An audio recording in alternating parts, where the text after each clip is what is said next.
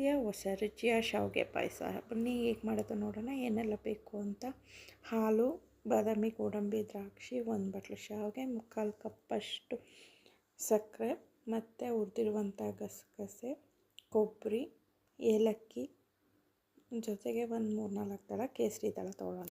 ಮಾಡೋದು ನೋಡೋಣ. ಮೊದಲಿಗೆ ಬಾಣಲಿನ ಬಿಸಿಗಿಟ್ಟು ಅದಕ್ಕೆ 1-2-3 ಸ್ಪೂನ್ ತುಪ್ಪ ಹಾಕ್ಕೊಂಡು ಶಾವಿಗೆ ಹಾಕಿ ಹುರ್ಕೊಬೇಕು. ಚೆನ್ನಾಗಿ ಕಂದು ಬಣ್ಣ ಬರೋ ಥರ ಹುರ್ಕೊಬೇಕು. ಕಡಿಮೆ ಹುರಿನೇ ಹಾಕ್ಕೊಂಡು ಹುರ್ಕೊಂಡ್ರೆ ಸೀಕೊಳಲ್ಲ. ಅದು ಘಮ ಬರೋ ತನಕ ಚೆನ್ನಾಗಿ ಹುರ್ಕೊಂಡು ಸೈಡಿಗೆ ಎತ್ತಿಟ್ಕೊಳ್ಳೋಣ. ಒಂದು ಮಿಕ್ಸರ್ ಜಾರ್ ತಗೊಳ್ಳೋಣ. ಅದಕ್ಕೆ ಕಟ್ ಮಾಡಿರೋ ಕೊಬ್ಬರಿ, ಹುರಿದಿರುವಂತಹ ಗಸಗಸೆ, 1-4 ಗೋಡಂಬಿ, 1-4 ಬಾದಾಮಿ, 1 ಏಲಕ್ಕಿ ಸಿಪ್ಪೆ ತೆಗೆದುಬಿಟ್ಟು ಹಾಕ್ಕೊಳ್ಳೋಣ. 1-2 ದಳ ಕೇಸರಿ ದಳ ಹಾಕ್ಕೊತಿದ್ದೀನಿ. ಒಂದು ಬೌಲ್ಗೆ ಹಾಲು ಹಾಕಿ ಕಾಯಕ್ಕಿಡೋಣ. ಅದಕ್ಕೆ 2-3 ಕೇಸರಿ ದಳ ಸೇರಿಸಿದ್ದೀನಿ ಮತ್ತು ಸಕ್ಕರೆ ಹಾಕ್ತಾಯಿದ್ದೀನಿ. ಹಾಲು ಚೆನ್ನಾಗಿ ಕಾಯಕ್ಕೆ ಬಿಡೋಣ. ಇನ್ನೊಂದು ಸ್ವಲ್ಪ ಸಕ್ಕರೆ ಸೇರಿಸ್ತಾ ಇದ್ದೀನಿ.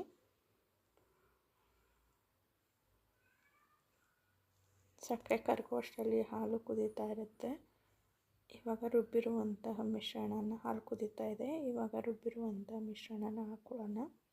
ಹಾಕ್ಕೊಂಡು ಸೌಟಾಡಿಸ್ಕೊಬೇಕು, ಏಕೆಂದರೆ ಗಂಟು ಬರಬಾರ್ದು. ಘಮ್ಮನ್ನು ವಾಸನೆ ಬರೋ ಥರ ಕಾಯಿಸ್ಕೊಬೇಕು ಚೆನ್ನಾಗಿ. ಇದು ಹಾಲು ಜೊತೆ ಚೆನ್ನಾಗಿ ಬೇಯಬೇಕು. ಒಂದು 5 ನಿಮಿಷ ಹಾಲು ಜೊತೆ ಬೇಯಕ್ಕೆ ಬಿಡಿ. ಡ್ರೈ ಫ್ರೂಟ್ಸು, ಕೊಬ್ಬರಿ ಎಲ್ಲ ಘಮ ಬಿಟ್ಕೊಂಡು ಘಮ್ ಅಂತ ಸುವಾಸನೆ ಬರೋ ಥರ ಬೇಯಿಸ್ಕೊಬೇಕು ಹಾಲನ್ನ.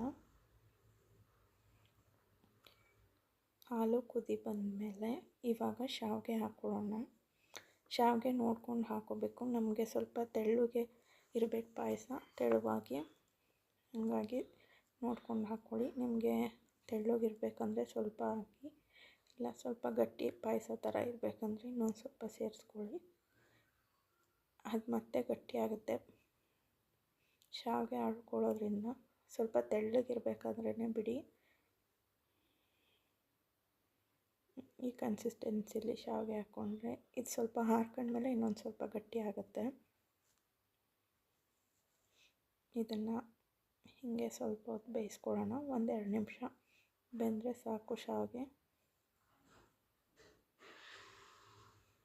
ತಟ್ಟೆ ಮುಚ್ಚಿ 1-2 ನಿಮಿಷ ಬೆಂದರೆ ಸಾಕು.